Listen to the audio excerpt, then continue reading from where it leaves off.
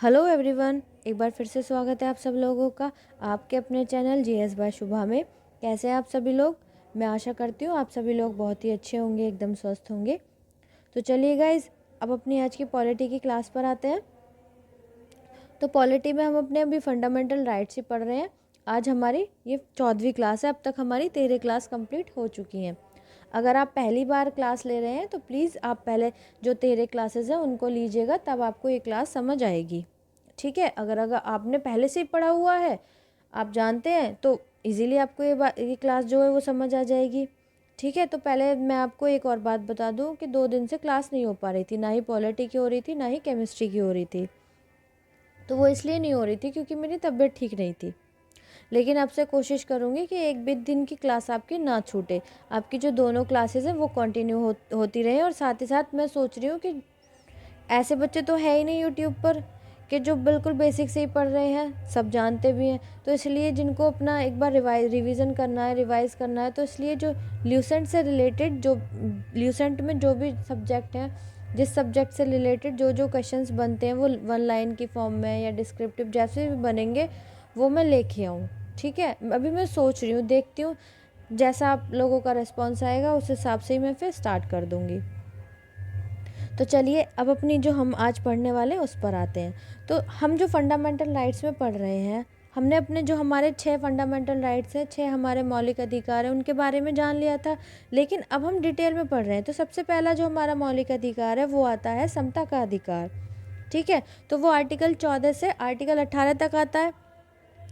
तो उसमें हमने आर्टिकल 14 को पढ़ लिया था, आर्टिकल 15 को भी पढ़ लिया था, हमारा आर्टिकल 16 चल रहा था। तो आर्टिकल 16 में क्या है कि जो लोक नियोजन के विषय में जो भी अवसर हैं, अवसर की जो समानता है उसके बारे में हम पढ़ रहे थे।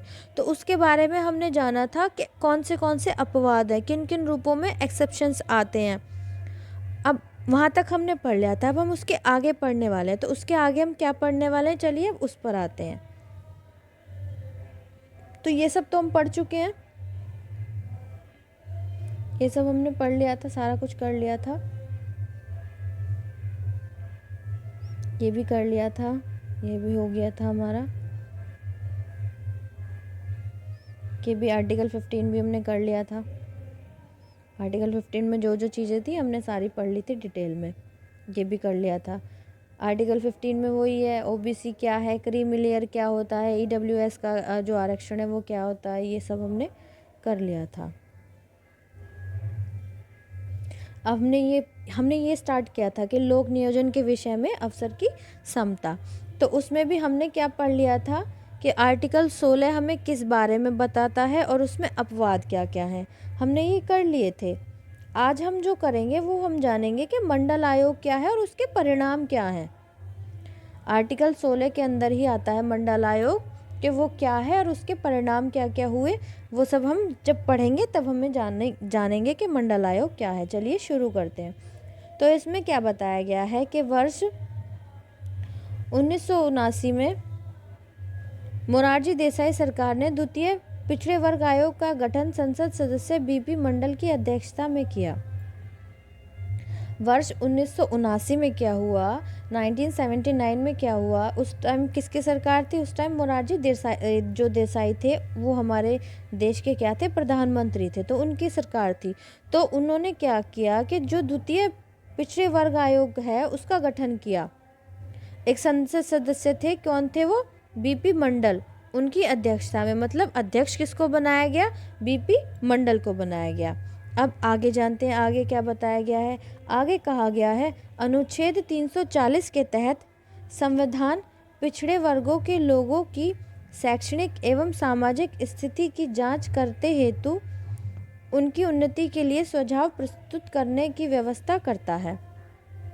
अब जो हमारा आर्टिकल 340 है, आर्टिकल 340 है, उसके तहत संविधान क्या करता है, जो पिछड़े वर्ग के लोग हैं, लोगों की क्या करता है, जो शैक्षणिक और सामाजिक स्थिति है, मतलब कि शैक्षणिक एजुकेशन से रिलेटेड और सामाजिक जो हम समाज में जो उनकी स्थिति है उससे रिलेटेड, उसकी क्या स्थिति की जांच करते हेतु उनकी उन्नति के लिए सुझाव प्रस्तुत करने की व्यवस्था करता है। मतलब कि जो ओबीसी में जो भी लोग आते हैं, जो भी वर्ग आते हैं, उनकी एजुकेशन को लेकर और समाज में जो उनका स्थान है उसको लेकर उनकी स्थिति के लिए जांच करने के लिए, उनकी उन्नति के लिए सुझाव प्रस्तुत करने की व्यवस्था करता है। कौन सा आर्टिकल? आर्टिकल 340। ठीक है, आई होप इतनी बात आपको क्लियर होगी। चलिए नेक्स्ट आगे चलते हैं। आगे क्या बताया गया है कि आयोग ने अपनी रिपोर्ट 1980 में प्रस्तुत की। अब जो आयोग है उसने जो अपनी रिपोर्ट प्रस्तुत की वो कब सरकार के समक्ष प्रस्तुत की? 1980 में। और 3743 जातियों की पहचान की। और कितनी जातियों की पहचान की? 3743, जो सामाजिक एवं शैक्षणिक आधार पर पिछड़ी थी। जो कि किस आधार पर? सामाजिक और शैक्षणिक, मतलब कि एजुकेशन लेवल पर, और समाज में जो भेदभाव किया जाता है या फिर सामाजिक रूप से देखते हैं तो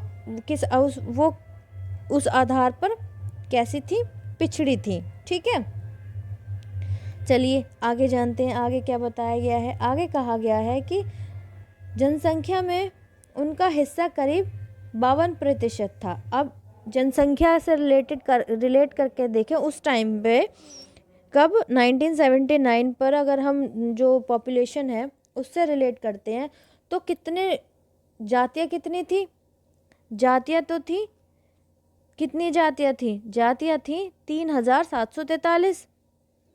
लेकिन वो देखा जाए जाति इतनी थी, लेकिन जनसंख्या के आधार पर देखा जाए तो वो लगभग 52% ओवरऑल इंडिया की जितनी पॉपुलेशन है उस टाइम पर, जितनी पॉपुलेशन थी उसके हिसाब से वो 52% बैठ रही थी।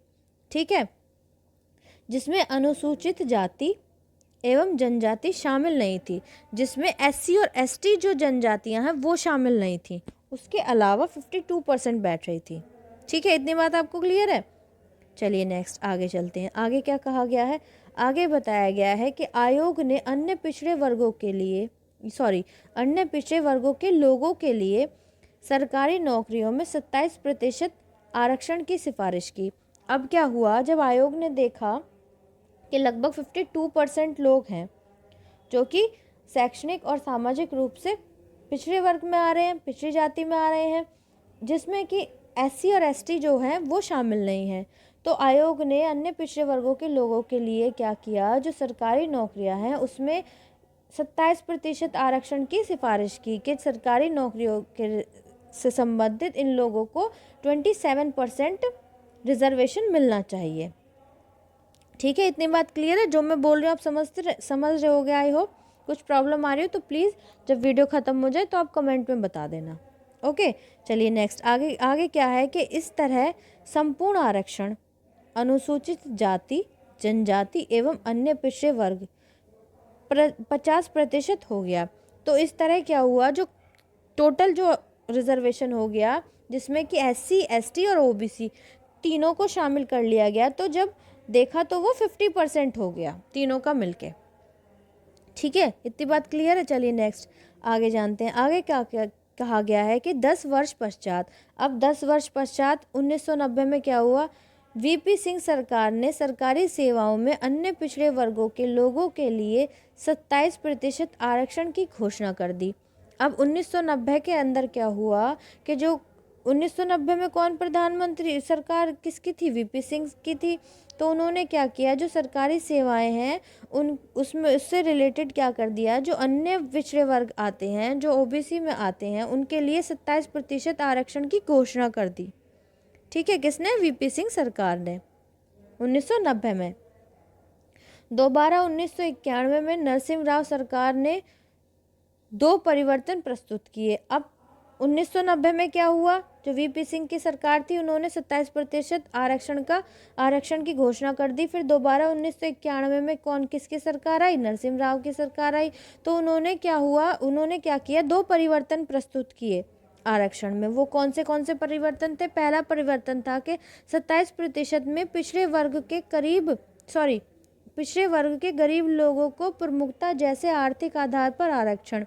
अब 27% में भी उन्होंने क्या किया कि जो पिछड़े वर्ग में जो गरीब लोग हैं उनकी प्रमुखता, जैसे कि आर्थिक आधार, उनका फाइनेंशियल कंडीशन देखकर आर्थिक आधार पर आरक्षण। और दूसरा क्या था? 10% का अतिरिक्त आरक्षण गरीबों के लिए। आर्थिक रूप से पिछड़े, और इसके अलावा 10% अतिरिक्त आरक्षण गरीबों के लिए। मतलब 27% तो था ही था, साथ ही साथ 10% और एक्स्ट्रा, जो कि क्या थे, आर्थिक रूप से पिछड़े वर्ग में आते थे। ठीक है, चलिए नेक्स्ट, विशेष रूप से उच्च जातियों में आर्थिक रूप से कमजोरों के लिए भी व्यवस्था की। विशेष रूप से जो उच्च जातियां हैं, जो जनरल कैटेगरीज में आती हैं, हम ऐसा कह सकते हैं, उनके लिए भी उन्होंने क्या किया कि आर्थिक रूप से कमजोरों के लिए भी व्यवस्था की, इस आरक्षण की, इस रिजर्वेशन की। आई होप इतनी बात आपको क्लियर हुई होगी। चलिए नेक्स्ट आगे जानते हैं, आगे क्या कहा गया है। आगे बताया गया है प्रसिद्ध मंडल केस, एक केस हुआ था 1992 के अंदर, 1992 में। उसमें क्या है कि अनुच्छेद 16 का जो अनुच्छेद 14 के अंदर कह सकते हैं, सॉरी, अनुच्छेद 16 के अंदर जो चौथी क्लॉज है, 4th क्लॉज में क्या है कि विस्तार एवं व्यवस्था पिछड़े वर्गों के पक्ष में जिस रोजगार आरक्षण की व्यवस्था की गई है, उसका परीक्षण उच्चतम न्यायालय द्वारा किया गया। अब जो एक मंडल केस हुआ था, कब हुआ था, 1992 में हुआ था। तो उसमें जो आर्टिकल हमारा 16 है, उसकी जो क्लॉज 4 है, उसके विस्तार एवं व्यवस्था पिछड़े वर्गों के पक्ष में जिस रोजगार आरक्षण की व्यवस्था की गई है, उसका परीक्षण उच्चतम न्यायालय द्वारा किया गया। तो 14 जो आर्टिकल 16 की जो क्लॉज 4 है, चौथी जो क्लॉज है, उस पर परीक्षण किसके द्वारा किया गया, जो रोजगार का जो आरक्षण है, उसकी व्यवस्था जो की गई, जो पिछड़े वर्गों के पक्ष में जो की गई थी, उसके द्वारा सुप्रीम कोर्ट ने क्या किया, परीक्षण किया। एक तरीके से हम बोल सकते हैं कि रिव्यू किया। ठीक है, चलिए नेक्स्ट आगे क्या है। आगे बताया गया है, यद्यपि न्यायालय ने उच्च जातियों के खास वर्ग के लिए 10% आरक्षण की व्यवस्था को अस्वीकार कर दिया।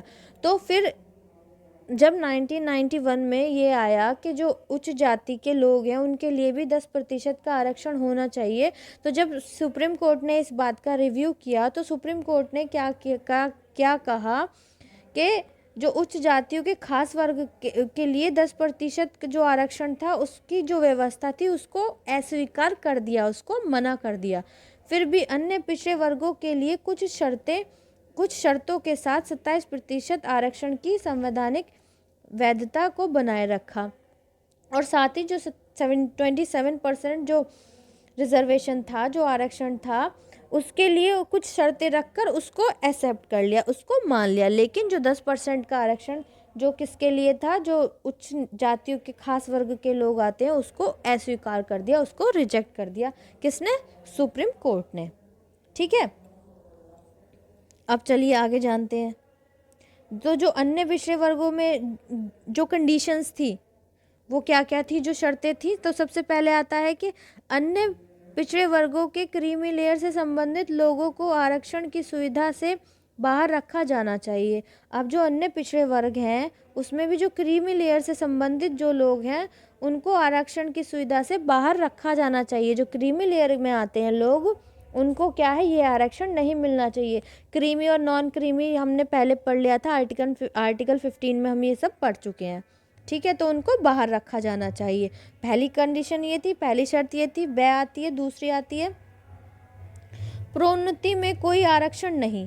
प्रोन्नति इन द सेंस ऑफ कि अगर आपका प्रमोशन होता है या हो रहा है किसी भी सरकारी नौकरी में, तो उसमें आपको कोई आरक्षण नहीं। आरक्षण की व्यवस्था केवल शुरुआती नियुक्ति के समय होनी चाहिए। रिजर्वेशन केवल तब मिलना चाहिए जब आपकी ज्वाइनिंग हो रही है, जब आपने कोई एग्ज़ाम क्लियर करा है, तो केवल स्टार्टिंग में आपको आरक्षण मिलने की व्यवस्था होनी चाहिए। प्रोन्नति के लिए कोई खास आरक्षण केवल 5 वर्ष तक लागू रह सकता है। अगर कि प्रमोशन की वाली कंडीशन आती है, तो उस पर कोई खास आरक्षण है, किसी खास तरीके का आरक्षण है, तो उसके लिए केवल ये व्यवस्था भी केवल 5 ईयर्स के लिए, 5 साल के लिए लागू रह सकती है। ये 1997 तक पहले की बात कर रहे हैं। ये सब हम अपना पहले कैसे क्या क्या चीज़ें आई थी, पहले से शुरू से लेके लास्ट तक सारा स्टार्टिंग से कि पहले क्या था और अब क्या है, सारा पढ़ते चल रहे हैं। ठीक है, फिर नेक्स्ट जो कंडीशन थी वो क्या थी, केवल कुछ असाधारण परिस्थितियों को छोड़कर कुछ आरक्षित कोटा 50% से ज़्यादा कुल आरक्षित कोटा 50% से ज़्यादा नहीं होना चाहिए। यह नियम प्रत्येक वर्ष लागू होना चाहिए। अब कोई असाधारण कंडीशन आ जाती है तो उसको तो छोड़कर जो टोटल कोटा होना चाहिए कि SC ST OBC जनरल सबका जो रिजर्वेशन होना चाहिए टोटल 50% से ज़्यादा नहीं होना चाहिए। यह नियम प्रत्येक वर्ष लागू होना चाहिए हर साल के लिए। ठीक है, ये कंडीशंस थी, किसकी थी? ये सुप्रीम कोर्ट की कंडीशंस हैं जो हम पढ़ रहे हैं। ठीक है, चलिए फिर नेक्स्ट कंडीशन क्या है? नेक्स्ट है आगे ले जाने का नियम, जिसको हम कैरी फॉरवर्ड नियम के नाम से भी जानते हैं। में जो रिक्त पद हैं जिसको हम क्या बोलते हैं? बैकलॉग बोलते हैं, के लिए वैध रहेगा। लेकिन इसमें भी 50% के सिद्धांत का उल्लंघन नहीं होना चाहिए। इसमें भी लेकिन क्या होना चाहिए? जो 50% जो 50% का जो सिद्धांत है उसका उल्लंघन नहीं होना चाहिए। ठीक है, फिर लास्ट क्या कंडीशन थी सुप्रीम कोर्ट की? लास्ट ये थी अन्य पिछड़े वर्गों की सूची में अति जोड़, जिसको हम क्या बोलते हैं? ओवर इंक्लूजन बोलते हैं, या न्यू जोड़ अंडर इंक्लूजन के परीक्षण के लिए एक स्थायी गैर विधायी होनी चाहिए। तो ये 4 कंडीशंस किसने बनाई थी? सुप्रीम कोर्ट ने बनाई थी। अब इन कंडीशंस के बाद भी जो हमारे सुप्रीम कोर्ट है उसने कुछ कदम उठाए। क्या क्या कदम उठाए वो हम क्या करेंगे? वो हम अपनी नेक्स्ट क्लास में कंप्लीट करेंगे। तो आई होप आपको जो मंडल आयोग है और उसके जो परिणाम है उनके बारे में जो हमने पढ़ा है, जो हमने चर्चा करी है, वो अच्छे से आपको समझ आ गया होगा। अभी तो हमने बस ये सुप्रीम कोर्ट की ये 5 कंडीशंस पढ़ी हैं, लेकिन इसके अलावा सुप्रीम कोर्ट ने क्या क्या कंडीशंस लगाई थी, क्या क्या नियम बनाए थे, वो हम अपनी नेक्स्ट क्लास में कंप्लीट में जान लेंगे। फिर उसके बाद हमारा क्या आता है? आर्टिकल 17 आता है, जिसका नाम क्या है? अस्पृश्यता का अंत, है ना? तो वो हम धीरे धीरे कवर करते रहेंगे। ठीक है, आई होप आज की क्लास आपको अच्छी लगी होगी और अच्छे से समझ आई होगी। अगर क्लास अच्छी लगी है तो प्लीज़ क्लास को लाइक ज़रूर कीजिएगा। समझ आई है तो प्लीज़ कमेंट में ज़रूर बताइएगा और बच्चों तक भी शेयर कीजिएगा, ताकि और बच्चे भी चैनल से जुड़ सकें और कंप्लीट में GS पढ़ सकें। अगर आप चैनल पर नए हैं, पहली बार ही विज़िट किया है, तो प्लीज़ चैनल को सब्सक्राइब ज़रूर कीजिएगा और बेल आइकन को भी हिट कीजिएगा, ताकि जब मैं वीडियो अपलोड करूं तो आप तक नोटिफिकेशन आ जाए और आप इजीली कंप्लीट डिटेल में GS पढ़ते रहें किसी भी एग्ज़ाम के लिए। ठीक है, सो गाइज़ आज की क्लास इतनी ही, मिलते हैं हम नेक्स्ट क्लास में। तब तक के लिए थैंक यू वेरी मच।